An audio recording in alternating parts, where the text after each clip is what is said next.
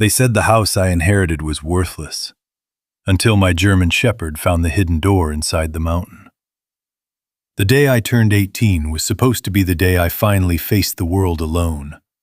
No family, no money, just an old pickup, a worn backpack, and my German shepherd, Atlas. The orphanage director handed me a letter that had been waiting for me my entire life. Inside was a map, a heavy iron key, and a note saying I had inherited a house deep in the Idaho mountains. I thought it would be nothing more than an abandoned cabin, but when Atlas started scratching at a stone wall inside the house, everything changed. Before we continue, tell me where you're watching from today. Drop the name of your city or just your country in the comments so I can see how far this story has traveled. The morning Caleb Walker turned 18 arrived quietly, the way most important days in his life seemed to. No celebration, no balloons, just the pale gray light of dawn slipping through the tall windows of the old orphanage in northern Idaho. The building had stood there longer than anyone could remember. Its wooden floors creaked with every step, and the walls carried the faint smell of dust, old books, and countless childhood memories. Caleb had grown up inside those walls. They were the closest thing he had ever known to a home. But today, the place no longer belonged to him. At 18, the rules were simple. You left. Caleb finished folding the last of his clothes into a worn backpack that had traveled with him through places far harsher than this quiet orphanage. The fabric was faded and torn along the seams, but it had survived everything. Just like him. Across the small room, a large German shepherd lifted his head from the floor. Atlas. The dog watched Caleb carefully, ears alert but eyes soft. Atlas had been at Caleb's side for almost 3 years now. Caleb had found him during his last deployment overseas, wandering near an abandoned checkpoint. The dog had been thin, wounded, and wary of people. But somehow, the two broken survivors had understood each other immediately. Now Atlas stood and walked over, pressing his nose gently against Caleb's hand. "I know," Caleb murmured quietly. Atlas always seemed to know when something was changing. Caleb zipped the backpack and looked around the room one last time. The narrow bed, the cracked wooden dresser, the small window that looked out toward a line of pine trees swaying in the cold morning wind. 18 years. And now it was over. The sound of a distant door opening echoed down the hallway. A moment later, a voice called softly, "Caleb? Could you come to my office for a moment?" It was Mrs. Hartley, the orphanage director. Caleb grabbed the backpack and nodded toward Atlas. "Come on, boy." The long hallway stretched ahead of them, lined with faded photographs of children who had passed through this place before him. Some of those kids had been adopted. Some had simply disappeared into the world once they turned 18. Caleb never expected anything different for himself. Atlas padded quietly beside him, nails tapping softly against the wooden floor. When they reached the office door, Caleb knocked lightly. "Come in," Mrs. Hartley said. Her office was small but warm, filled with the scent of coffee and old paper. Sunlight streamed through the window behind her desk, casting a golden glow across stacks of folders and paperwork. Mrs. Hartley smiled when she saw him, though there was something thoughtful in her eyes. "So," she said gently, 18 years old today." Caleb gave a small shrug. "Guess that means it's time." She nodded slowly. "Yes, it does." For a moment, neither of them spoke. Then Mrs. Hartley opened the bottom drawer of her desk and carefully pulled out something wrapped in brown paper. Dust floated into the air as she set it down in front of him. Caleb frowned. "What's that?" She slid the package across the desk. "This arrived here many years ago," she said, "and it's been waiting for you ever since." Caleb blinked in confusion. "For me?" Mrs. Hartley nodded. "A lawyer delivered it when you were 5 years old." That made Caleb pause. 5? "Yes," she said quietly. "He gave very specific instructions. This envelope was not to be opened until your 18th birthday." Atlas shifted beside Caleb, sensing the change in the room. Caleb slowly unwrapped the brown paper. Inside was an old envelope, yellowed with age. His name was written across the front in neat, steady handwriting. Caleb Walker. He stared at it for several seconds. "I've never seen this handwriting before," he said. Mrs. Hartley shook her head. "Neither have I." Caleb turned the envelope over in his hands. The paper felt stiff and fragile, like it had traveled through many years to reach this moment. Finally, he slid a finger under the flap and opened it. Inside were 3 things. First, a folded piece of paper. Second, a small metal key. And third, a map. The key caught his attention immediately. It was heavy, made of dark metal, and cold against his fingers. "This doesn't look like a normal house key," Caleb said. Mrs. Hartley leaned forward slightly. "What else is in there?" Caleb unfolded the map. It showed a rough outline of mountains and narrow dirt roads. A red circle marked a location deep in a rugged part of the Sawtooth Mountains. He had heard of the area before. Miles of wilderness, forests, rocky cliffs, hardly any towns. Then he unfolded the letter. The paper held only a single sentence. Caleb read it once, then again. "If you are reading this," he said slowly, "the house inside the mountain now belongs to you." Silence filled the room. Caleb looked up. "A house inside a mountain?" Mrs. Hartley spread her hands slightly. "That's all we know." Caleb leaned back in the chair, trying to process the words. "I don't have any family," he said quietly. Mrs. Hartley's expression softened. "That's what we believed too." Atlas stepped closer, resting his head against Caleb's knee. The dog always sensed when Caleb's mind began racing. Caleb looked down at the map again. The red circle marked a place far from any town. Just mountains, rivers, and wilderness. "Do you think it's real?" he asked. Mrs. Hartley smiled faintly. "There was a lawyer involved. That usually means it is." Caleb folded the letter carefully. "A house in a mountain," he murmured. The words sounded strange even as he said them. He stood slowly, sliding the key and map back into the envelope. "Well," he said quietly, "I guess I should go see it." Mrs. Hartley stood and walked around the desk. She placed a gentle hand on his shoulder. "You've always been stronger than you realize, Caleb." Atlas wagged his tail once, as if agreeing. Caleb managed a small smile. "Yeah," he said softly. Then he looked down at the envelope again. For 18 years, someone had waited for him to open it. And now, whatever waited in those mountains was his. Outside the orphanage, the wind rustled through the tall pine trees. Caleb stepped into the cool morning air with Atlas beside him. The world ahead was wide, empty, and uncertain.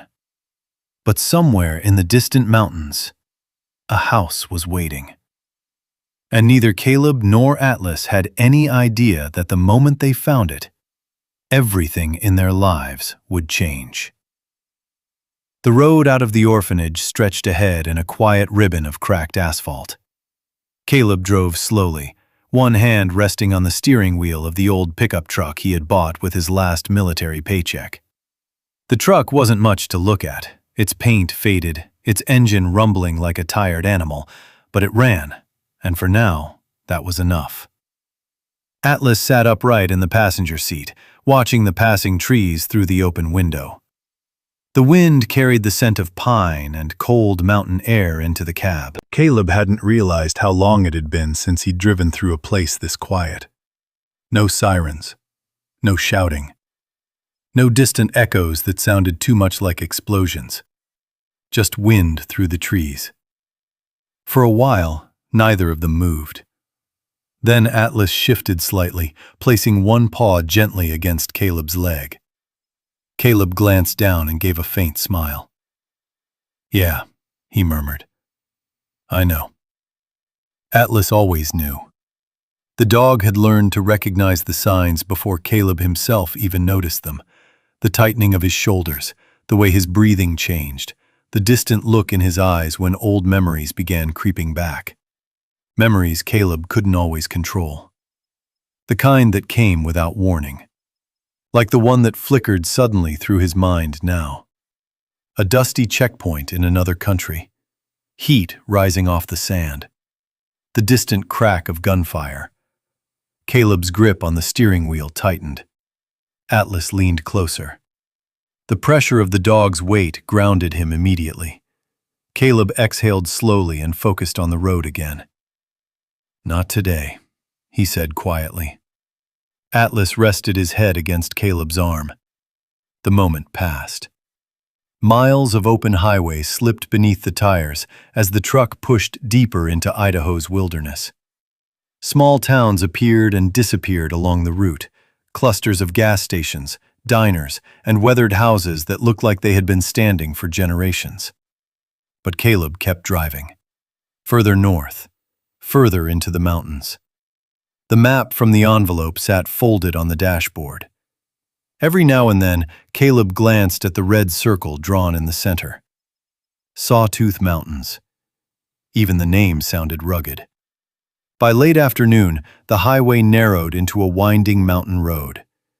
The trees grew taller here, thick pine forests covering the slopes like a dark green blanket. Snow still clung to the highest peaks, glowing pale against the deep blue sky. The world felt different here. Older, quieter. Atlas suddenly lifted his head. His ears twitched. Caleb noticed the change immediately. "What is it?" The dog stared out the windshield, alert. But after a moment, Atlas relaxed again. Probably just wildlife somewhere in the forest. Caleb followed the map's directions carefully. Eventually, the paved road ended entirely, replaced by a narrow dirt path that wound its way along the edge of a steep valley. The truck rattled over loose gravel. Dust rose behind them in a thin cloud. For nearly an hour, they drove without seeing another vehicle. No houses, no power lines, nothing. Just mountains. Caleb began to wonder if the map was wrong. Then the path curved sharply around a tall rock formation, and suddenly, the forest opened. Before them stretched a wide valley surrounded by towering ridges of jagged stone. Pine trees covered the lower slopes, while the upper cliffs stood bare and rugged against the sky. The place looked untouched, wild. At the far end of the valley, small ranches dotted the landscape, clusters of barns and wooden houses sitting beside narrow fields of land. Caleb slowed the truck. He could see cattle grazing in the distance. Thin streams of water cut across the fields, reflecting sunlight like silver ribbons. So people did live out here. Just not many. Atlas stood up in the seat, nose pressed against the glass as he studied the valley. Caleb followed the map again. The red circle wasn't down in the valley. It was higher, up in the mountains. Another narrow road branched off the dirt path, climbing steeply toward the rocky cliffs above. Caleb turned the truck onto it. The engine groaned slightly as the vehicle began its slow climb. The road became rougher the higher they went. Stones clattered beneath the tires. Tall grass brushed against the sides of the truck. Eventually, the trees thinned out. Rock replaced soil. The air grew cooler. Then, after one final bend in the road, Atlas suddenly barked. Caleb slammed the brakes. The truck rolled to a stop. "What is it, boy?" Atlas was staring straight ahead. Caleb followed his gaze. At first, he didn't understand what he was seeing. The rocky cliff in front of them looked like any other part of the mountain, until he noticed the shape. A roofline, windows, and a wooden front porch. The structure blended so perfectly with the stone behind it that it almost disappeared into the mountain itself. Half the house looked normal. The other half seemed carved directly into the rock. Caleb stepped out of the truck slowly. The mountain wind brushed against his jacket as he walked closer. Atlas jumped down beside him, sniffing the ground carefully. The house stood silent. No smoke from the chimney. No lights. Just weathered wood and stone. Caleb approached the door. The wood was old but solid. Dust covered the porch. No footprints. No tire tracks except his own. "It's real," Caleb whispered. Atlas sniffed along the base of the wall, tail moving slowly. Caleb pulled the metal key from his pocket. It felt heavier now than it had that morning. For 18 years, this key had been waiting. And now, it was finally here. Caleb inserted it into the lock. For a moment, nothing happened. Then, click. The door creaked open. A breath of cool, stale air drifted out from inside. Caleb stepped through the doorway. The first room was simple. A wooden table, a narrow bed against the wall. Shelves filled with old books. Everything was covered in a thin layer of dust, but nothing looked broken. It felt like someone had once lived here and simply never come back. Atlas walked slowly across the floor, nose close to the ground. Then the dog froze. His body stiffened, ears forward. A low growl rumbled deep in his chest. Caleb immediately recognized the sound. It was the same warning Atlas used during patrols overseas. The dog wasn't afraid. He had found something.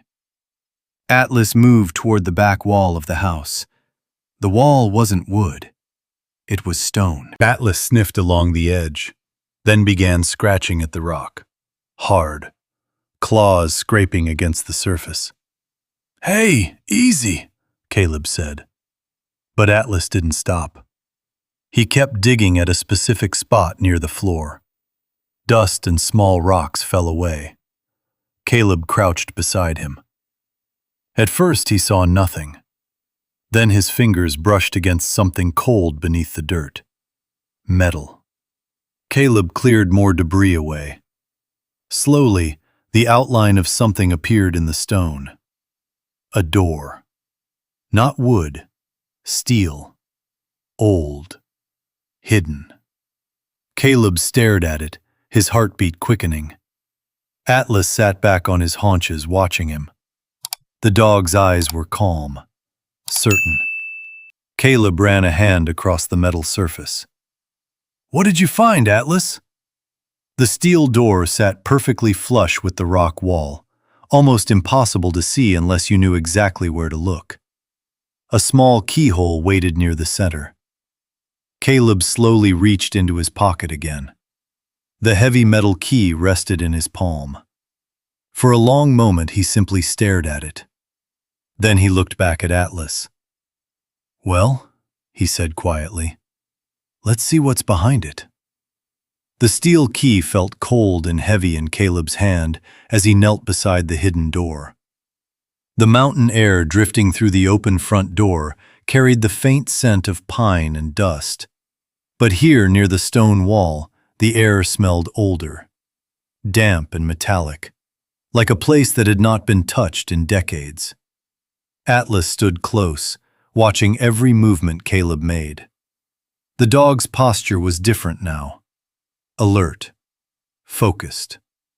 Caleb slid the key slowly toward the narrow keyhole in the center of the steel door. For a moment he hesitated. Something about this felt bigger than simply opening an old lock. Like stepping across a line you couldn't step back from. Atlas let out a soft huff, as if reminding him to keep moving. Caleb pushed the key in.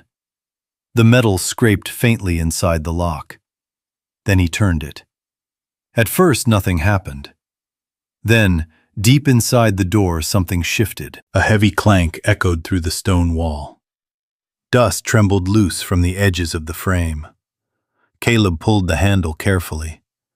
The steel door resisted at first, stuck from years of disuse. He braced his foot against the wall and pulled harder. With a long groan of rusted hinges, the door finally gave way. Cold air rushed out from the darkness beyond. It smelled like underground stone and still water. Caleb grabbed the flashlight from his backpack and clicked it on. A narrow beam of light cut through the darkness, revealing a passageway carved directly into the mountain. The tunnel sloped downward slightly. The walls weren't natural rock. They had been shaped, smoothed. Someone had carved this place deliberately. Well, Caleb muttered under his breath. That's not normal. Atlas stepped forward immediately, nose low, tail steady. The dog moved into the tunnel without hesitation. Caleb followed.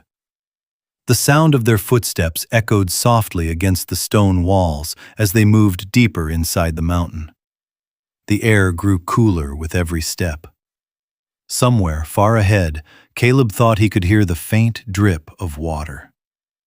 The beam of the flashlight revealed something else along the walls. Metal. Pipes.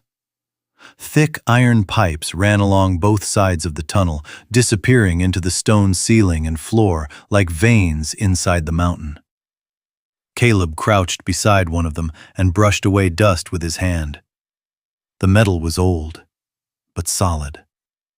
He had seen equipment like this before during his time in the military. Old infrastructure systems buried underground to survive storms and disasters. But this was much larger. Atlas stopped suddenly. His ears perked up. Caleb raised the flashlight. The tunnel widened ahead. They stepped through the opening. Caleb froze. The beam of the flashlight swept across a vast underground chamber. The room was enormous. It stretched across the mountain interior like the hidden heart of some forgotten machine. Towering metal tanks stood along the walls, connected by thick pipes and heavy valves. Steel platforms and ladders climbed upward into darkness. In the center of the chamber stood a long metal control station covered with switches, levers, and dusty glass screens. Caleb slowly lowered the flashlight. What in the world? Atlas walked forward cautiously, his nails clicking against the concrete floor. The dog sniffed the air, then circled the control station once before sitting beside Caleb. The place felt strange. Not abandoned exactly, just asleep. Caleb stepped closer to the control panel. His fingers brushed against one of the switches, leaving a clean streak through the dust. He wiped more of it away. Letters slowly appeared beneath the grime. Valley Water Regulation System. Caleb read the words again. Water regulation? He turned and shined the flashlight across the chamber. Now that he looked closer, the pipes made more sense. Hundreds of them ran through the walls like a massive underground network. Water lines. Big ones. Caleb walked toward one of the tall metal tanks and tapped the side with his knuckle. The hollow sound echoed through the chamber. Reservoir, he murmured. Atlas suddenly stood again. The dog's nose lifted slightly as if he smelled something new. Caleb followed his gaze. Near the back wall of the chamber sat a wooden desk. Unlike everything else in the room, the desk looked almost ordinary. A single metal lamp sat on top beside a stack of thick notebooks covered in dust. Caleb walked over. The chair creaked as he pulled it back and sat down. Atlas settled beside him. Caleb opened the first notebook carefully. The pages were yellowed but still readable. At the top of the first page were 3 handwritten words: Keeper's Log. Caleb frowned. He flipped to the next page. The handwriting was neat and steady. This mountain system was built in 1947 to manage the underground water sources feeding the valley below. The springs inside the mountain provide enough water to sustain every farm and town in the region year-round. Caleb leaned back slowly. Every farm. He flipped another page. Without regulation, the strongest landowners would draw more water than others. The system was built to ensure balance. Caleb stared at the pipes surrounding the chamber. So this whole place, he flipped another page, controls the valley's water. Atlas thumped his tail once against the floor. Caleb continued reading. The keeper lives in the house above. His duty is simple: monitor the flow, maintain the balance, and protect the system from those who would exploit it. Caleb sat silently for a long moment. The word echoed in his mind. Keeper. Atlas rested his head on Caleb's knee. You hear that? Caleb said quietly. I think we just found out what this place is. Caleb flipped to the final pages of the notebook. The handwriting changed slightly there, more hurried, less steady. If you are reading this, then I am gone. Caleb's chest tightened slightly. I had no family to leave this duty to. The valley will always need someone who understands what it means to have nothing. Caleb stopped reading. The sentence hung in the air. Atlas lifted his head slightly. Caleb slowly read the last line aloud. That is why the mountain house has been left to the orphan. The flashlight beam trembled slightly in Caleb's hand. He sat back in the chair, staring across the vast underground system. An orphan. That was him. Someone had chosen him. Not because he was powerful, not because he was wealthy, but because he knew what it felt like to live without a place in the world. Atlas nudged his hand gently. Caleb exhaled slowly. Well, Atlas, he said quietly. Looks like we just inherited a lot more than a house. The dog looked up at him calmly. Then suddenly, a low humming sound filled the chamber. Caleb stiffened. The control panel lights flickered weakly. Dust fell from one of the pipes overhead. Somewhere deep inside the mountain, something mechanical shifted. The system was waking up.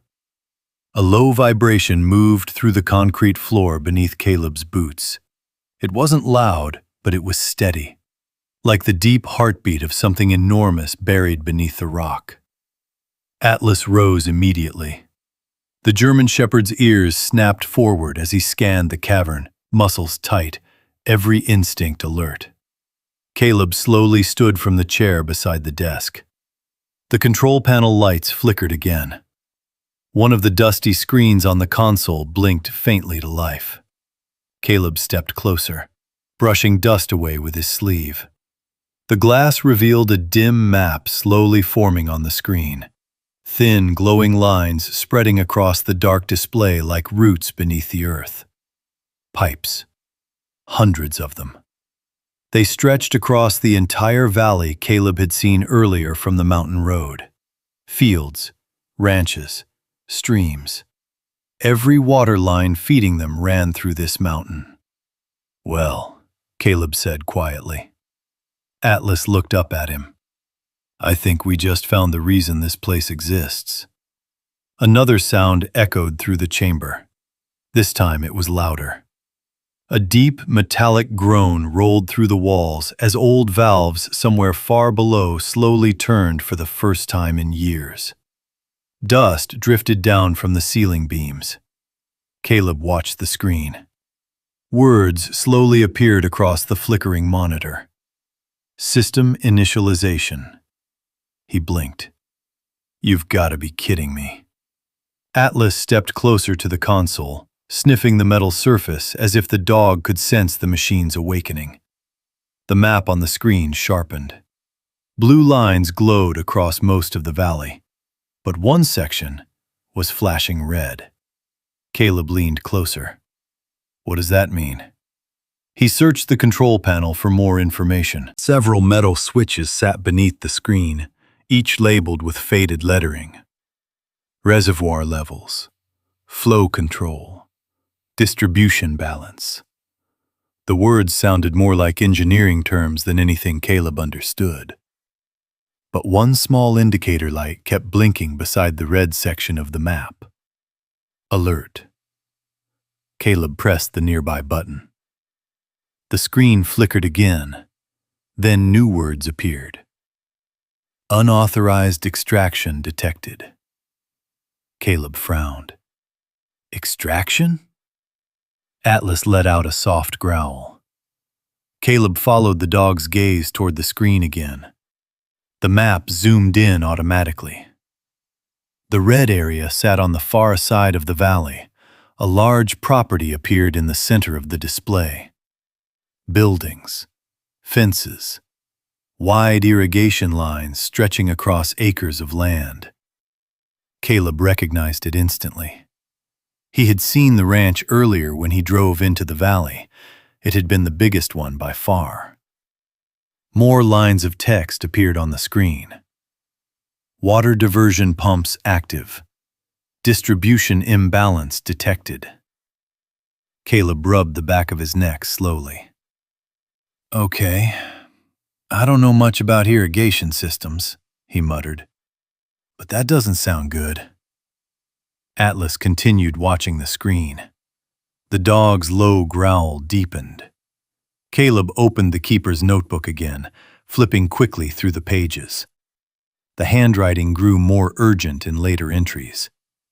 He scanned the text until one paragraph caught his attention. If the system ever shows an extraction imbalance, it means someone in the valley has found a way to divert water before it reaches the natural distribution points. Caleb read the sentence again, then slowly looked back at the glowing red section of the map. So someone's stealing it. Atlas's tail flicked once. The dog seemed to agree. Caleb continued reading. In the early years, this happened often. Wealthy landowners tried to take more water than others. The keeper must correct the imbalance whenever it occurs. Caleb flipped another page. There is a lever on the main console labeled Flow Balance. Pulling it will restore equal distribution across the valley. Caleb looked up. Sure enough, near the bottom of the control station sat a thick metal lever. The label beneath it read, Flow Balance. Atlas nudged Caleb's arm gently. Caleb sighed. Yeah, I see it too. He glanced back toward the screen. The red ranch property continued flashing. Every few seconds, the warning light blinked brighter. Unauthorized extraction. Caleb imagined the farmers he had seen earlier in the valley. Small ranches, modest homes, families depending on their wells and irrigation lines to survive. If someone upstream had found a way to divert water before it reached the rest of the valley, those farms would slowly dry up. Caleb had seen enough places in the world where powerful people took what they wanted and left everyone else with nothing. He clenched his jaw. Not exactly subtle, are they? Atlas stepped closer to the lever. The dog looked from Caleb to the console and back again, almost as if asking what the plan was. Caleb placed his hand on the cold metal handle. For a moment, he didn't move. He thought about the words in the journal. The keeper must correct the imbalance. Atlas waited silently beside him. Caleb took a slow breath. Then he pulled the lever. The reaction was immediate. A thunderous rush echoed through the chamber as massive valves deep inside the mountain snapped open. Water surged through the pipes with a roaring sound that vibrated through the walls. Atlas stepped back slightly, startled but steady. On the screen, the glowing blue lines across the valley began shifting. New channels lit up. Water rerouted. The red ranch still flashed for a moment. Then its pipelines dimmed. The system displayed a new message. Flow redistribution active. Caleb exhaled slowly. Well, he said, looks like that worked. But before he could relax, another alert flashed across the monitor. External monitoring triggered. Caleb frowned. What does that mean? The map zoomed out. A new symbol appeared on the valley road, a small moving icon. Vehicle detected. The symbol crawled slowly up the mountain road, heading directly toward the house above them. Atlas growled.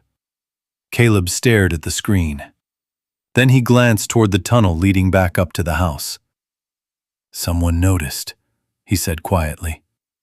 The vehicle icon continued climbing the mountain path, closer and closer. Caleb's heartbeat began to rise, because whoever had been stealing the valley's water had just realized someone turned the system back on. And now they were coming to find out who. Caleb stared at the blinking vehicle icon on the old monitor.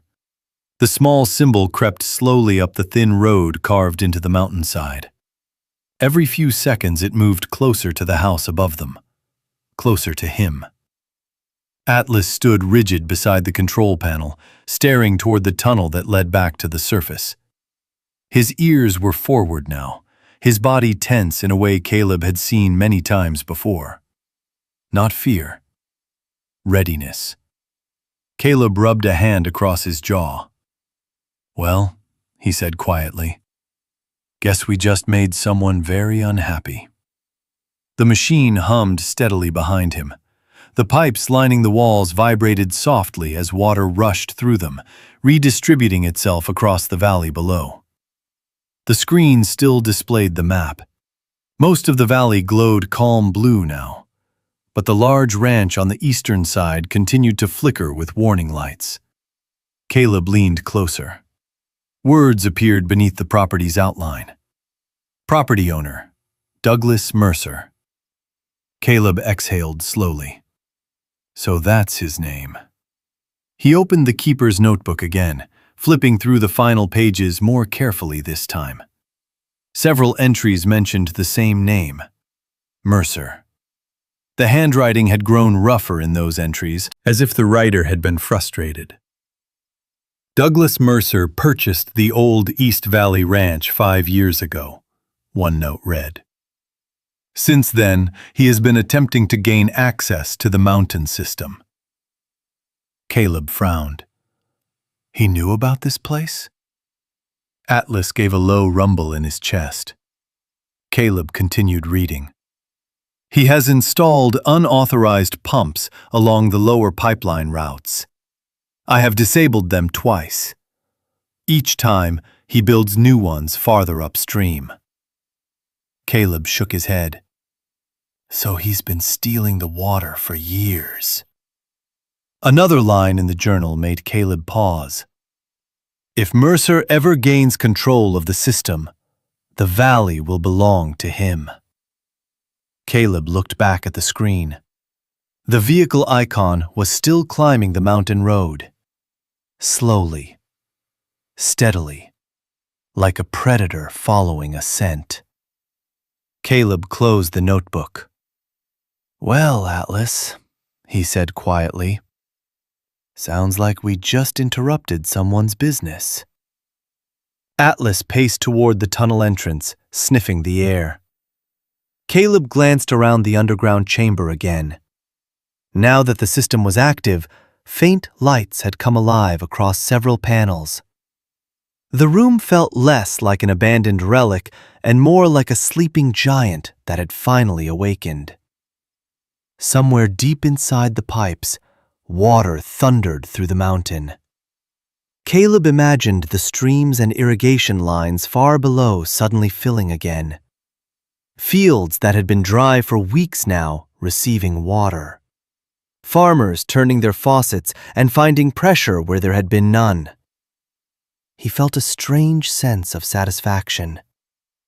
Then the screen beeped again. The vehicle icon had stopped. Caleb leaned closer. It had reached the base of the hill beneath the house. A small camera symbol blinked on the map. Another screen flickered on beside the control panel. A grainy black and white image appeared. The view showed the dusty clearing in front of the mountain house. A pickup truck rolled into the frame. Caleb felt Atlas step closer beside him. The truck stopped. The driver's door opened. A tall man climbed out. Even through the old camera's grainy image, Caleb could see the confidence in the way the man moved. He wore dark jeans and a leather jacket despite the mountain wind. The man removed a pair of sunglasses and scanned the area. Douglas Mercer. Caleb watched him carefully. Mercer looked like someone who had spent his life getting exactly what he wanted. And right now, he looked very interested in the mountain house. Atlas growled softly. Caleb reached down and rested a hand on the dog's neck. Easy. Mercer walked slowly toward the front door of the house. His boots crunched across the gravel. On the screen, Caleb could see Mercer pause near the porch steps. The man studied the door for a moment. Then he looked up at the mountain, as if he knew something lay beneath it. Caleb's stomach tightened. He knows, he whispered. Atlas's growl deepened slightly. Mercer stepped onto the porch. He knocked on the door. The sound echoed faintly through the mountain tunnel above them. Caleb froze. The knock came again, louder this time. "Hello?" a voice called from outside. The microphone on the camera picked up Mercer's voice clearly. "I know someone's here." Caleb and Atlas exchanged a silent look. Mercer knocked again, harder. "Door's open," he called. "No point hiding." Caleb glanced back at the control panel. The screen still displayed the valley map, blue water lines spreading evenly across the land. But beneath them, another message now blinked softly. External monitoring alert. Caleb sighed. Guess the mountain doesn't like secrets. Atlas stepped closer to the tunnel entrance again. The dog's nose twitched. Caleb knew that look. Atlas could hear Mercer moving above them, boots shifting on the porch. The door creaked open. Mercer stepped inside the house. The camera showed him scanning the room carefully. His eyes moved across the dusty table, the empty bed, the open steel door hidden behind the stone wall. Mercer smiled slightly. "There you are." He stepped toward the tunnel entrance. Caleb felt his heartbeat quicken. Atlas stood ready. Mercer leaned toward the opening in the stone wall and called down into the darkness. "You might as well come out," he said calmly. "I've been looking for this place a long time." The sound of Mercer's voice echoed down the tunnel. Caleb remained perfectly still. Atlas's muscles were tight as coiled steel. Mercer waited. Then he spoke again. "You turned the water back on," he said. His tone was calm, but there was anger beneath it. Caleb looked at the glowing map one more time. The valley water system was flowing again. The farms below were safe, for now. But the man who had been stealing it was standing directly above them, waiting. And judging by the quiet confidence in Mercer's voice, he wasn't planning to leave empty-handed. The tunnel held the sound of his voice long after he stopped speaking. Caleb stood in the control room with one hand resting on the cold metal edge of the console. Above them, the house creaked softly as wind pushed against the wooden walls. Atlas didn't move. The German shepherd's ears were angled forward toward the tunnel entrance, listening, waiting. From somewhere above came the slow sound of footsteps crossing the floorboards. Mercer was inside the house now. Caleb's chest tightened. It wasn't fear exactly. It was the kind of pressure that built inside his lungs before a firefight. A quiet warning in the body that something dangerous was approaching. He swallowed slowly. "All right," Caleb murmured. Atlas glanced up at him. "Let's think." Caleb looked back toward the glowing map. Water still flowed across the valley through the underground pipes. The system hummed steadily now, alive and working again after years of silence. But the blinking warning light remained on the screen. External presence detected. Atlas's growl deepened. Above them, Mercer's footsteps moved closer to the hidden steel door. The sound echoed down the tunnel, each step slow, patient, like a hunter who already knew where his prey was hiding. Caleb's fingers curled slightly around the edge of the console. Then, a sharp slam echoed through the mountain.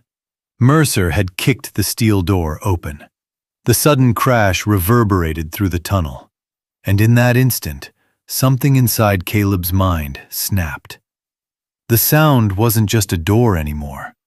It was a memory.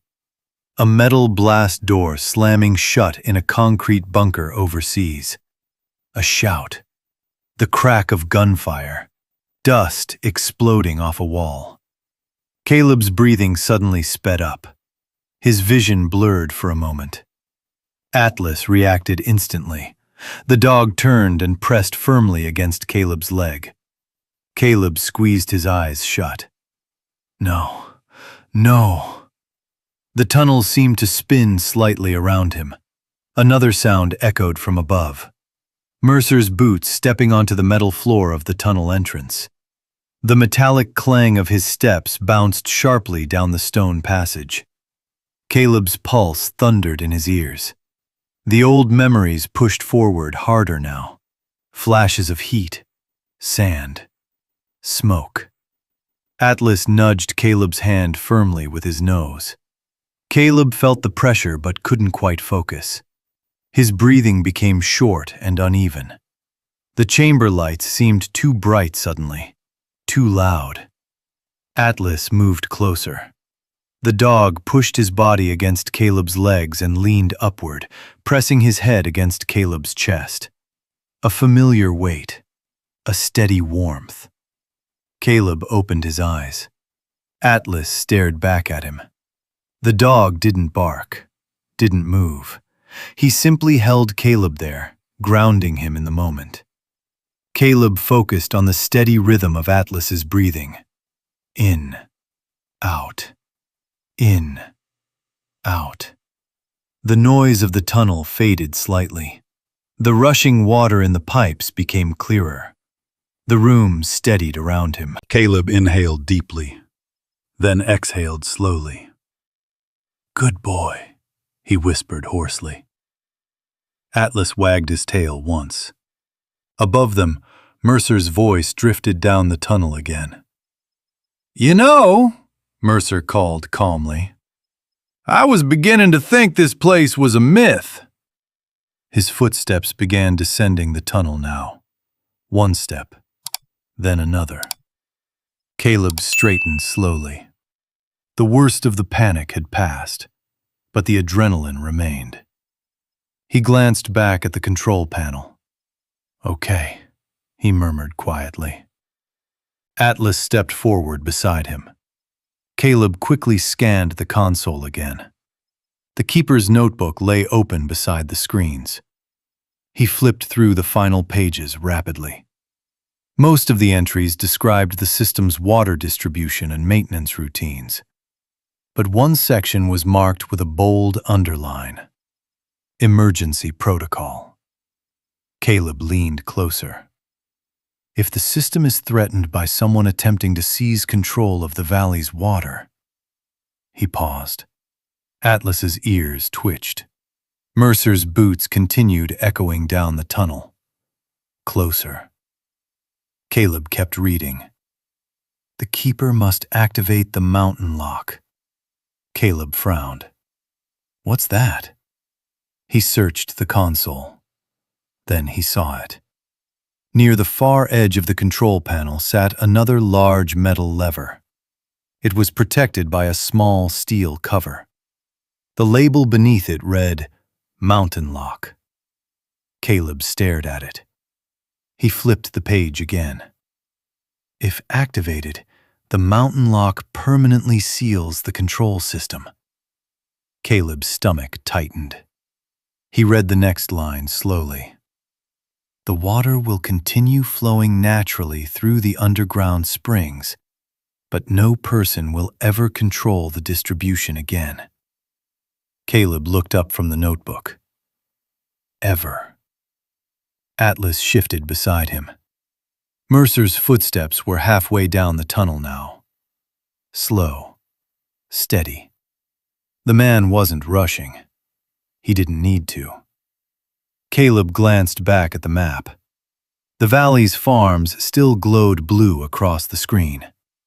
Water flowing again. Fields saved. For now. But if Mercer reached this console, everything could change. Mercer's voice echoed again. You know, he said casually, you could save us both a lot of trouble and just come say hello. Caleb remained silent. Atlas's growl deepened slightly. The footsteps moved closer. Caleb looked down at the mountain lock lever again. If he pulled it, the system would seal forever. No one, not Mercer, not Caleb, would ever control the valley's water again. The mountain would simply release it naturally, equal, untouchable. But the keeper's notebook had warned of something else. Once activated, the lock could never be undone. Caleb exhaled slowly. Big decision, he muttered. Atlas looked up at him. Mercer's silhouette appeared at the far end of the tunnel, a tall shadow moving through the dim light. Caleb could now see the man clearly. Douglas Mercer stepped into the chamber with calm confidence. His eyes immediately scanned the massive room. Then they landed on Caleb and the control system behind him. Mercer smiled. Well, he said, so the mountain finally found a new keeper. Douglas Mercer's voice carried calmly across the chamber, echoing off the concrete walls and steel tanks. The hum of water moving through the pipes filled the silence between his words. Caleb didn't answer right away. He studied the man standing at the end of the tunnel. Mercer was taller than Caleb expected. Broad shoulders, gray beginning to creep into his dark hair. His jacket looked expensive even under the dust of the mountain trail. But what Caleb noticed most were the eyes. Mercer looked at the control room the way a man looks at something he believes already belongs to him. Atlas stepped slightly in front of Caleb. The German shepherd's low growl rolled through the chamber like distant thunder. Mercer glanced down at the dog. "Well now," he said mildly, "that's a fine animal." Atlas didn't move.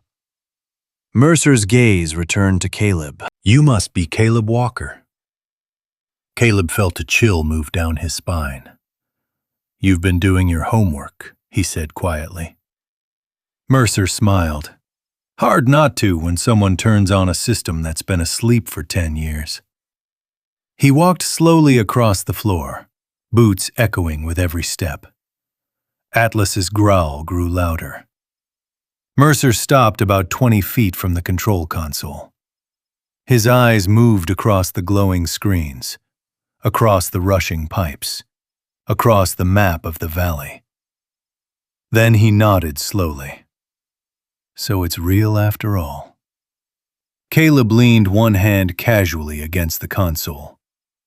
You knew about this place? Mercer chuckled softly. Oh, I've known about it for a long time. His eyes flicked toward the keeper's notebook lying open on the desk. That old fool who lived here before you was very protective of his little secret. Caleb's jaw tightened.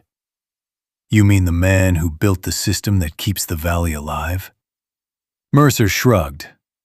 I mean the man who stood in the way of progress. Atlas took a step forward. Mercer glanced down again. The dog's teeth were visible now. Mercer lifted his hands slightly in mock surrender. Easy there. Then he looked back at Caleb. You see, Caleb, Mercer said, water is the most valuable thing in this valley. He nodded toward the glowing map. Every ranch, every field, every cow out there survives because of what's flowing through these pipes. Caleb said nothing. Mercer's voice grew quieter. And whoever controls the water controls everything. Atlas barked sharply. Mercer smirked. Your dog seems to understand the situation. Caleb straightened slowly. And you think that person should be you? Mercer smiled again. Well, someone has to manage things properly. He stepped closer. Let's not pretend those little farms down there know what they're doing. He pointed toward the screen. Half of them waste water like it grows on trees. Caleb felt anger rise in his chest. They're trying to survive. Mercer shrugged. So am I. The words hung in the air for a moment. Then Mercer's tone changed slightly. But the truth is, Caleb, this situation doesn't have to be complicated. He nodded toward the console. You clearly figured out how to turn the system back on. Caleb didn't move. Mercer spread his hands calmly. Which means you can also give it to me. Atlas growled again. Mercer sighed. Look, I'm not an unreasonable man. He stepped even closer now, his voice almost friendly. You're new here. You don't know the valley. He gestured toward the tunnels. You don't know how complicated this system is. Caleb watched him carefully. Mercer leaned against one of the metal tanks. But I do. His voice lowered. And if you help me, I'll make sure you're taken care of. Caleb frowned. What does that mean? Mercer's smile widened. I mean, you'll never worry about money again. Atlas barked once. Mercer ignored him. You're an orphan, right? He continued. No family. Caleb felt his stomach tighten. So what? Mercer shrugged. That means nobody's depending on you. He tapped the control panel lightly. But this system, this is a fortune waiting to be used properly. Caleb's eyes hardened. You mean controlled? Mercer nodded. Exactly. The water pipes roared softly behind them. Caleb glanced back at the map. The farms in the valley still glowed blue, water flowing again. Mercer noticed his glance. Temporary, he said calmly. Caleb looked back at him. What's that supposed to mean? Mercer smiled. You pulled the flow lever. Caleb didn't respond. Mercer pointed at the system. But the pumps I installed down there? He chuckled. They'll be back online within a day. Atlas growled louder. Mercer continued. You see, if you give me access to the system, I can make sure everything runs smoothly. He stepped forward one more time. Everybody wins. Caleb stared at him. And if I don't? Mercer's smile faded. The chamber grew very quiet. The water rushing through the pipes sounded louder now. Mercer's eyes hardened slightly. Well, he said slowly, then we'll have a problem. Atlas stepped forward again.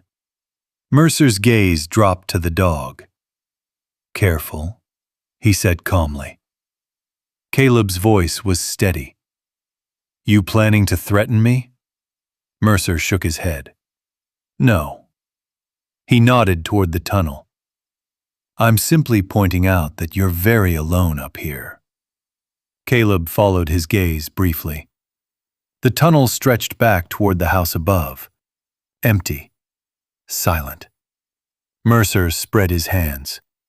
And accidents happen in the mountains all the time. Atlas's teeth showed fully now. Mercer sighed again. Look, let's stop pretending this is some heroic moment. He nodded toward the console. You've got something valuable. His eyes locked onto Caleb's. And I'm here to collect it.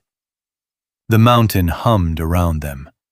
The control screens continued glowing quietly.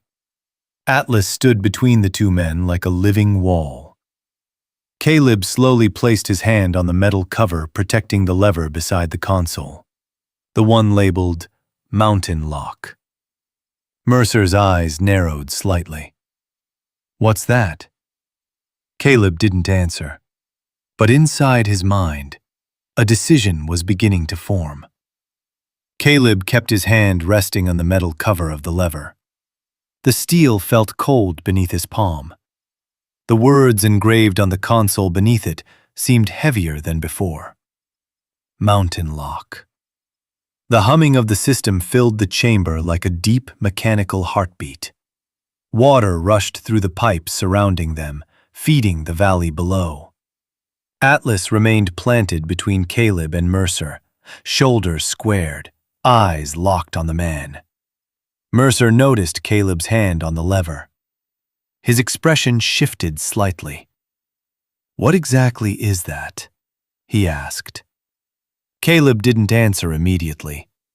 Instead, he slowly lifted the metal cover protecting the switch. The hinge creaked softly. Mercer straightened.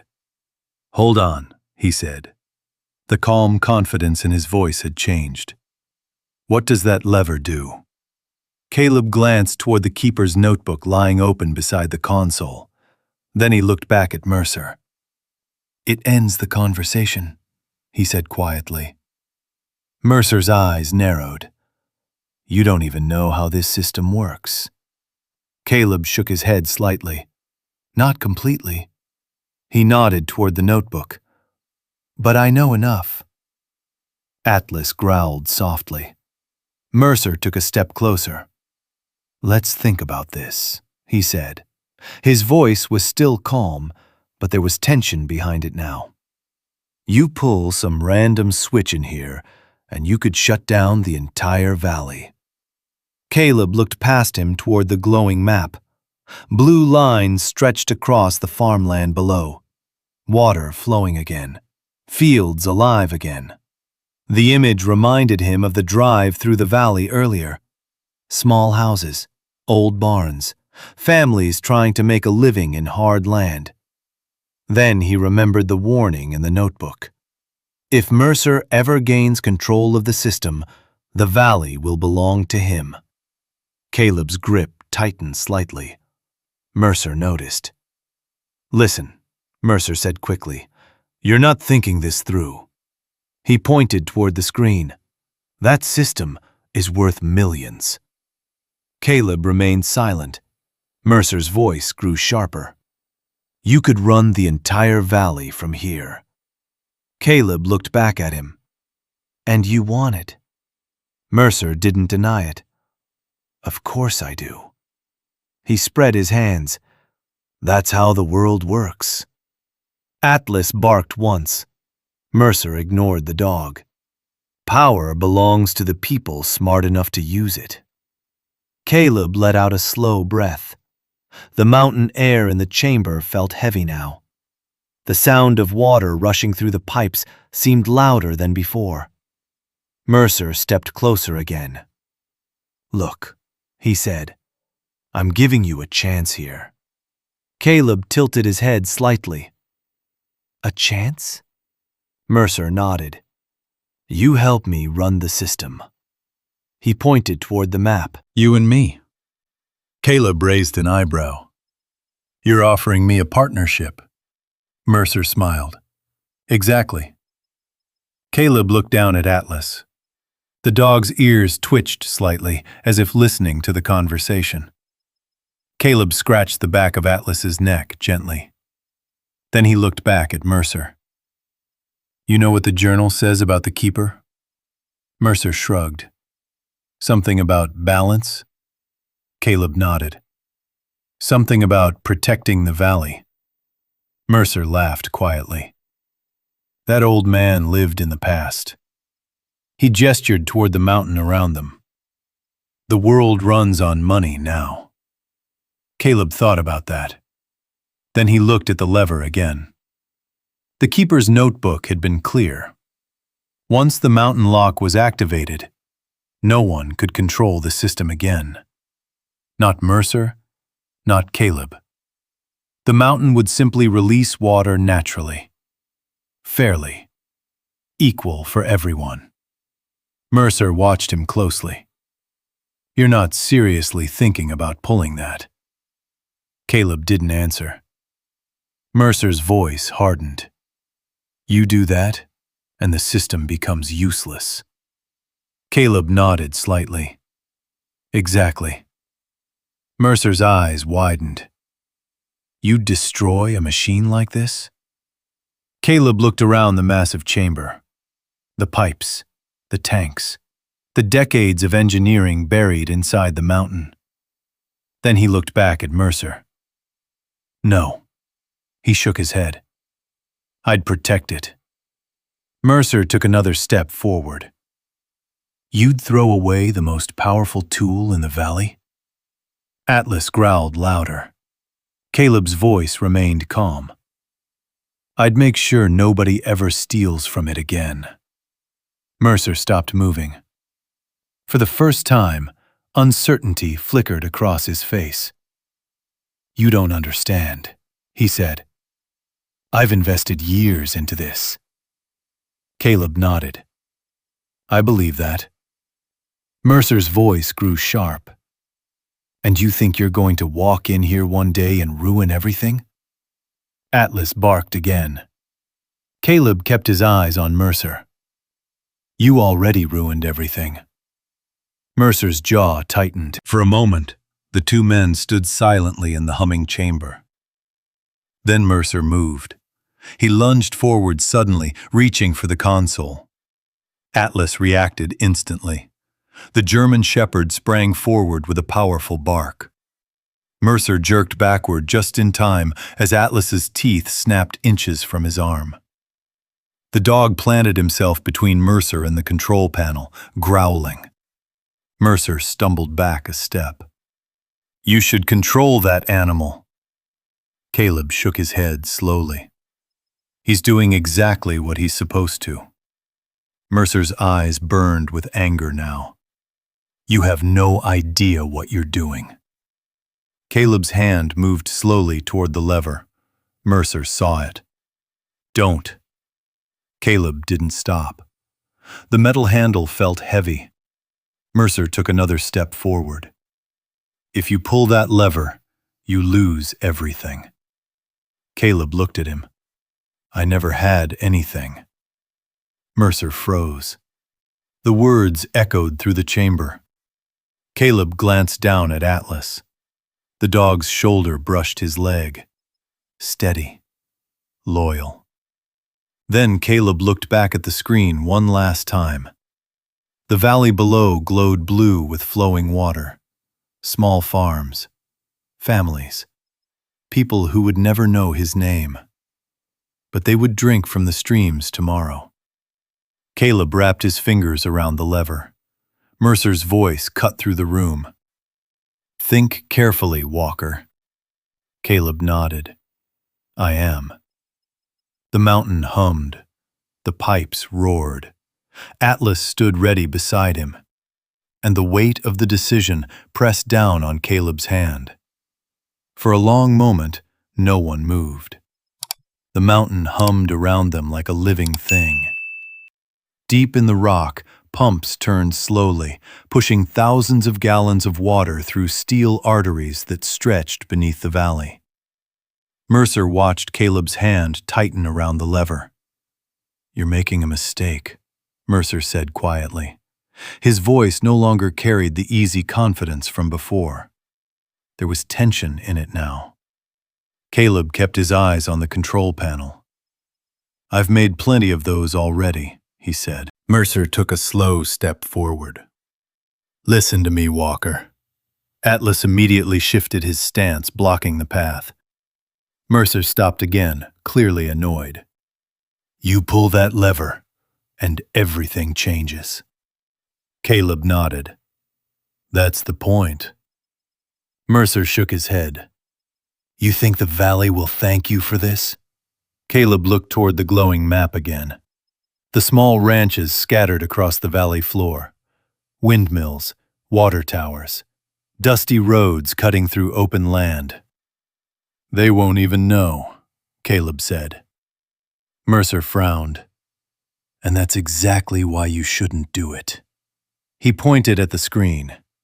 "That system allows someone to control the water flow, to protect the valley when drought hits, to manage supply."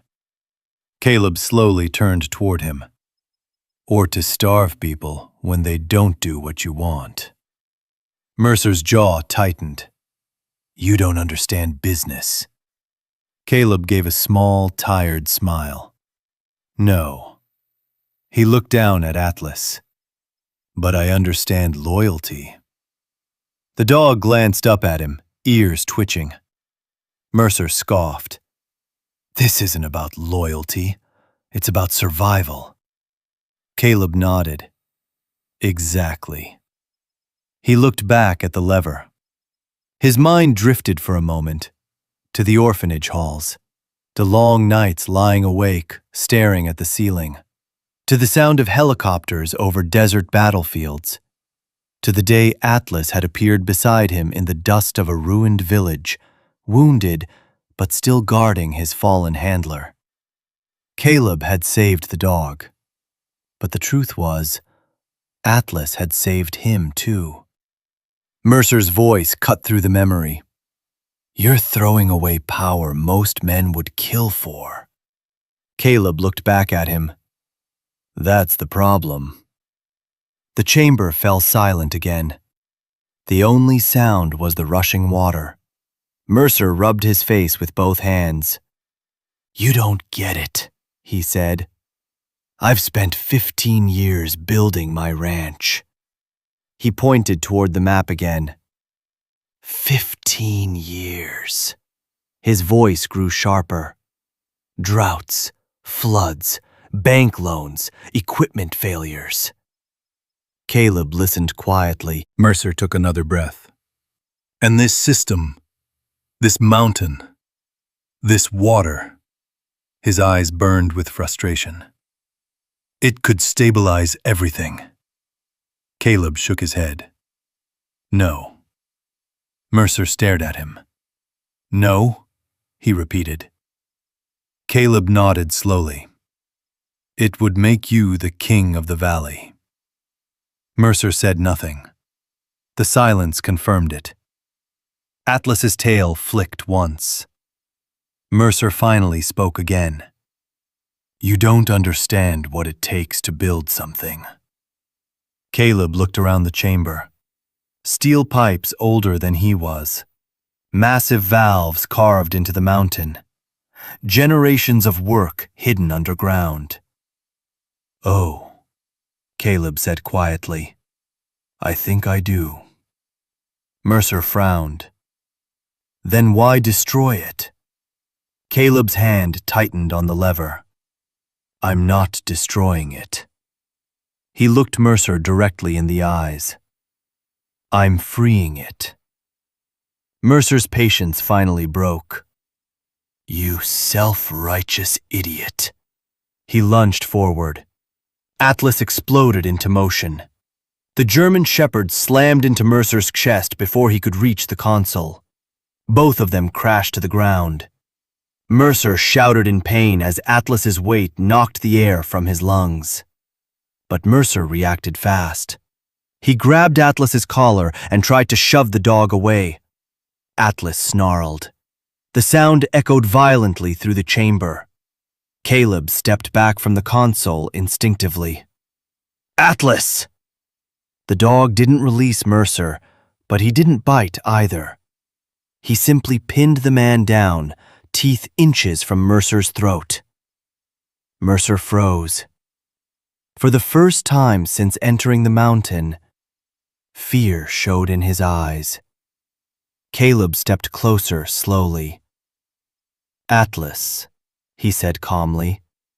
The dog growled once more, but eased slightly, still watching Mercer. Mercer lay still on the floor. "You trained him well," he muttered. Caleb didn't respond. Mercer slowly raised his hands. "All right," he swallowed. "Fine." His voice was tight. "You win." Caleb studied him carefully. Mercer's breathing was uneven now. "You're really going to do it, aren't you?" Caleb looked back at the lever. Then he nodded. "Yes." Mercer closed his eyes briefly. "You're a fool." Caleb shrugged. "Maybe." The mountain's systems continued humming. The water kept flowing. Atlas slowly backed away from Mercer, but stayed between him and Caleb. Mercer sat up carefully. He didn't try to move again. He just watched. Caleb walked back to the console. The lever waited. Heavy. Final. He wrapped both hands around it. Mercer's voice came one last time. "You pull that, and there's no going back." Caleb nodded. "I know." The mountain seemed to hold its breath, and Caleb pulled the lever down. For half a second, nothing happened. The lever moved slowly at first, resisting like it hadn't been touched in decades. The metal groaned against the hinge as Caleb forced it through the last few inches of its arc. Then the system responded. Deep inside the mountain, something enormous shifted. A thunderous metallic boom rolled through the chamber like distant artillery. The floor beneath Caleb's boots trembled slightly. Atlas immediately pressed closer to Caleb's leg. Mercer's head snapped upward. "What did you do?" he demanded. Caleb kept his eyes on the control console. The screens flickered violently. Rows of warning lights began flashing red across the panel. Somewhere deep beneath them, massive stone gates began sliding into place.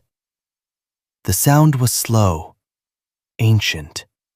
A grinding roar of steel against rock that echoed through the tunnels like the mountain itself was moving. Mercer scrambled to his feet. "No," he said. "No, no, no!" He rushed toward the console. Atlas leapt forward again, blocking his path with a savage bark. Mercer stopped short. "You idiot!" Mercer shouted. Caleb finally looked up. "Mountain lock," he said quietly. Mercer stared at the flashing console. "What does that even mean?" Caleb glanced at the keeper's notebook. It means the system just sealed itself. The chamber shook again. A second thunderous slam echoed somewhere far below. Mercer grabbed the edge of the console. "You don't understand what you just did!" Caleb nodded. "I do." The control screens began changing. The glowing map of the valley flickered. The blue lines that represented controlled water flow slowly faded. One by one, the system's control functions shut down. Manual overrides disabled. External pump integration terminated. Distribution authority revoked. Mercer stared in disbelief. "You just destroyed the entire system." Caleb shook his head. "No." He pointed toward the map. "I released it." The map stabilized. Now, instead of controlled channels, the water system displayed natural flow paths. Springs, underground streams, gravity-fed rivers. The mountain was returning to its original design. Water flowing freely through the valley. Not controlled, not owned. Mercer's face turned pale. "You fool." He ran a hand through his hair. "All that infrastructure." He pointed at the screen. "The pumps, the distribution network." Caleb's voice stayed calm. "Still works." Mercer frowned. "What?" Caleb nodded toward the mountain diagram. "The mountain still feeds the valley."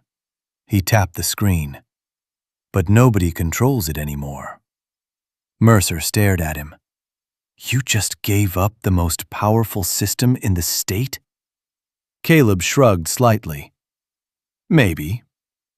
Mercer looked around the chamber like a man watching his empire collapse. "You don't get it," he whispered. "I spent years trying to access this system." Caleb leaned against the console. "Why?" Mercer laughed bitterly. "Why?" He pointed toward the ceiling, toward the valley above. "Because droughts are coming." Caleb's eyes narrowed. Mercer continued.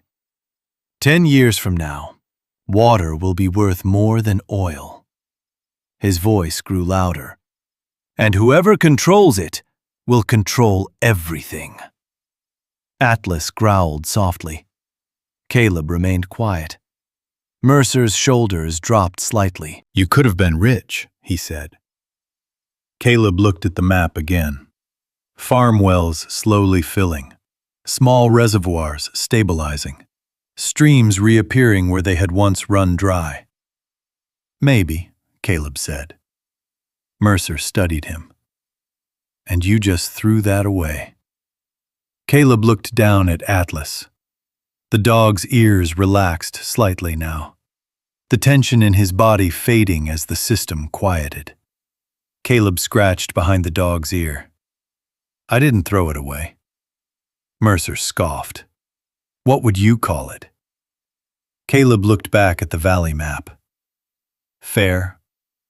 The mountain gave one last deep mechanical groan. Then the noise stopped. The flashing warning lights faded. The chamber fell quiet. Only the steady sound of water flowing through the pipes remained. Mercer stared at the console. The control systems were now permanently locked. He couldn't override them. No one could. He slowly turned toward Caleb. "You've got no idea what kind of enemies you just made." Caleb shrugged. "I had worse overseas." Mercer studied him for a long moment. Then he shook his head. "You're not built for this world, Walker." Caleb gave a faint smile. "Probably not." Mercer walked slowly toward the tunnel entrance. He stopped halfway and looked back. "You might have stopped me." His voice was quiet again. "But someday, someone else will come looking for this place." Caleb nodded. "Maybe." Mercer gave Atlas one last look. The dog's eyes never left him. Then Mercer turned and disappeared into the tunnel. The echo of his footsteps faded into the mountain. Silence returned. Caleb exhaled slowly. Atlas sat beside him. For the first time since entering the chamber, the tension in Caleb's chest began to ease. He looked at the console again. The Keeper's system would never belong to anyone now. And somehow, that felt right. For several seconds, Caleb didn't move. The mountain had gone quiet again, but it was not the same silence as before. The angry grinding of steel gates had stopped. The warning lights on the control panels had dimmed to a soft amber glow. Now the chamber sounded almost peaceful. Water flowed steadily through the massive pipes running along the walls, not rushing with mechanical urgency like before, just moving the way water was meant to move, naturally. Atlas sat beside Caleb, his ears slowly relaxing. The dog looked up at him. Caleb let out a long breath he hadn't realized he'd been holding. "Well," he said quietly, "I guess that's that." Atlas gave a small huff through his nose. Caleb looked at the control screens one last time. The system interface had changed. Where rows of command options once blinked across the monitors, there were now only simple readouts. Spring levels, groundwater pressure, natural flow routes. The mountain was still alive with water, but no human hand could steer it anymore. Caleb reached down and closed the Keeper's notebook gently. The old pages rustled softly. "Guess you knew what you were doing," Caleb murmured. He placed the notebook back on the desk. Then he stood. Atlas rose instantly beside him. Together they walked slowly toward the tunnel that led back to the house above. Their footsteps echoed through the quiet mountain corridor. Behind them, the chamber continued humming softly as the system settled into its new rhythm. Halfway through the tunnel, Caleb paused. Something inside him felt different. The tight knot that had lived in his chest for years, the one that twisted every time a door slammed or a loud noise cracked through the air, had loosened slightly. Not gone, but quieter. Atlas looked back at him. The dog had learned to recognize that moment, the moment when Caleb's thoughts drifted too far into the past. Atlas stepped closer and brushed against Caleb's leg, grounding him. Caleb reached down and scratched the dog's neck. "Yeah," he said softly. "I know." They continued toward the light at the end of the tunnel. When they stepped back into the mountain house, the late afternoon sun had shifted lower across the sky. Golden light poured through the dusty windows. Outside, the wind moved gently through the pine trees along the ridge. Caleb stepped onto the wooden porch. Atlas followed. From here, the entire valley stretched below them.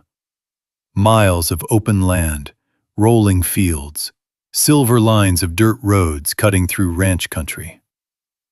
Caleb leaned against the porch railing. At first, nothing looked different. The same barns, the same fields, the same distant cattle moving slowly through the grass. But then he noticed something. A thin line of water running through a dry creek bed near the base of the valley. The creek had been dry when Caleb drove through earlier. Now, sunlight shimmered on its surface. Caleb squinted. Another small glimmer appeared farther down the valley. Then another. Natural springs. The mountain was releasing water again. Atlas tilted his head slightly. Caleb smiled faintly. "Looks like it's working."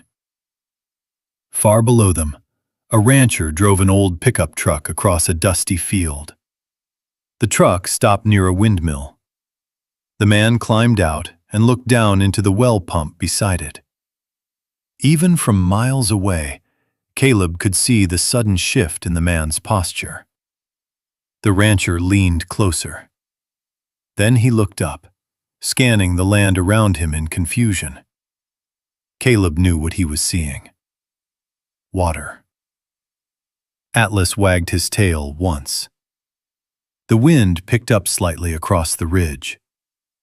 For a long time, Caleb simply stood there, watching the valley, watching life slowly return to the land. He thought about Mercer. The man was probably already halfway down the mountain road by now. Caleb doubted Mercer would forget what happened inside the mountain. But the truth was, there was nothing left to fight over. No lever to steal, no system to control. The mountain had chosen its own keeper again. Nature. Atlas sat beside him on the porch. The dog stretched out, resting his head on Caleb's boot. Caleb looked down at him. "You did good in there." Atlas thumped his tail once. The wind carried the smell of fresh water and pine needles across the ridge. For the first time since arriving in the valley, Caleb felt something he hadn't felt in years. Stillness. Not the heavy silence of loneliness, but the quiet of belonging. The sun slowly dipped lower behind the Sawtooth Mountains. Long shadows stretched across the valley floor.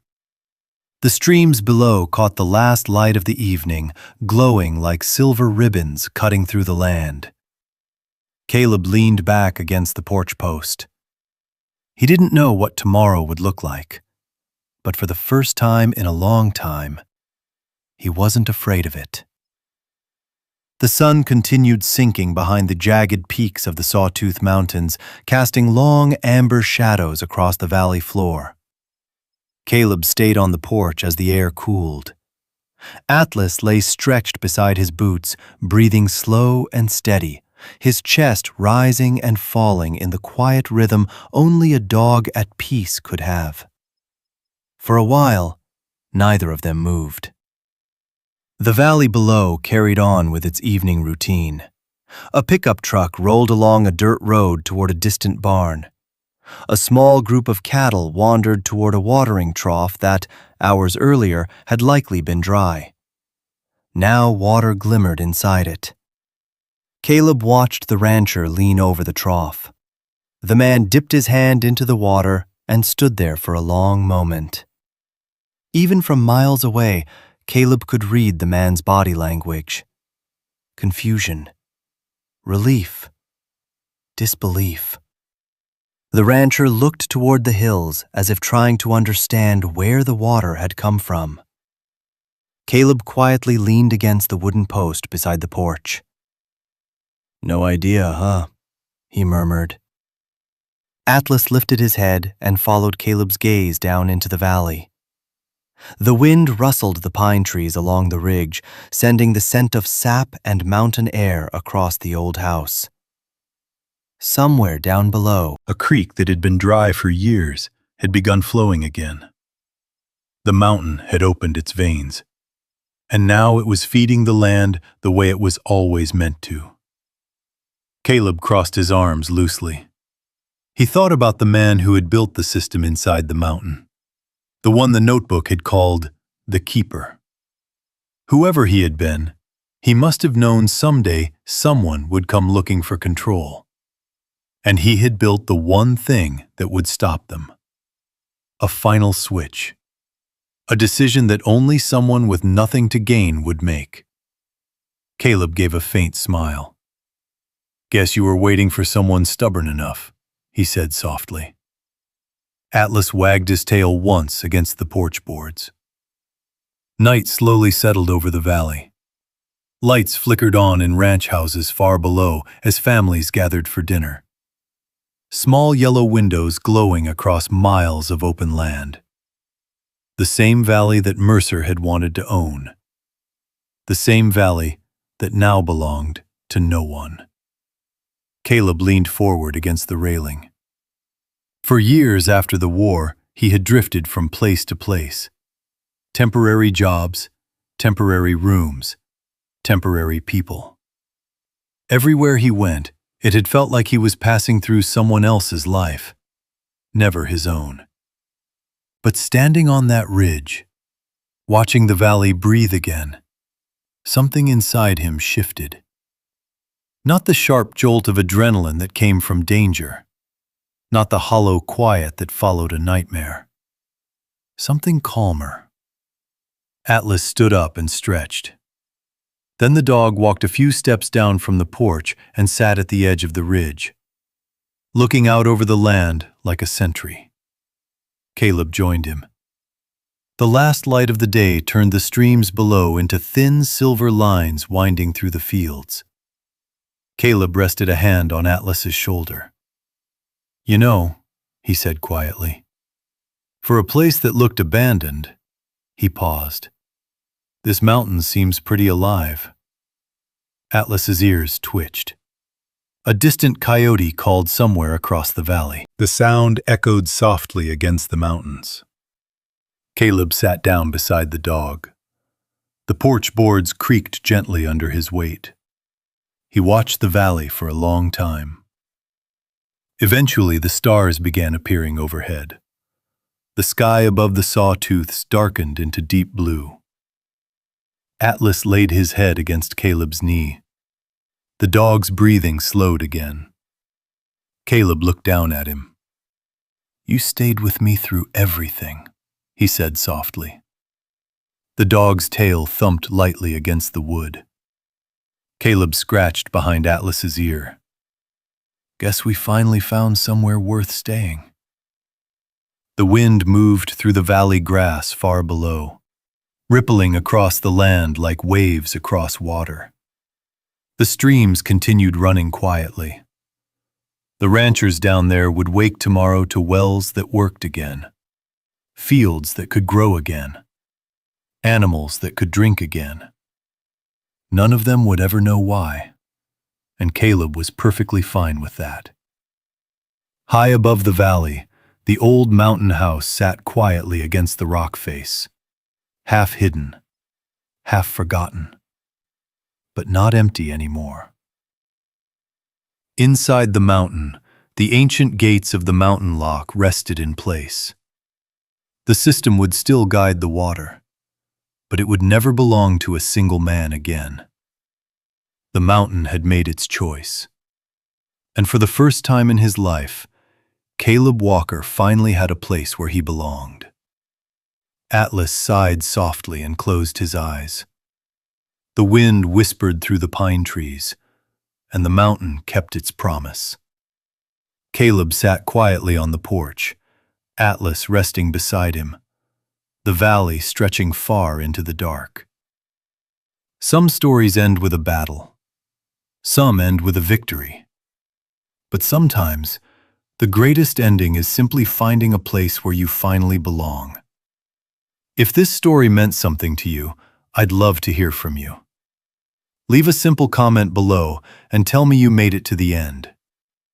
You can even just type 1 in the comments, so I know you were here with Caleb and Atlas tonight. And if you believe loyalty like Atlas showed still exists in this world, type 0 in the comments. I read as many of your comments as I can, and your messages help this channel reach more people who love these stories. And if you enjoy powerful stories about veterans, loyal dogs, and the quiet strength of people who refuse to give up, make sure you subscribe to the channel and turn on the notification bell, because the next story is already waiting. And trust me, the next one might be even more unbelievable than this one.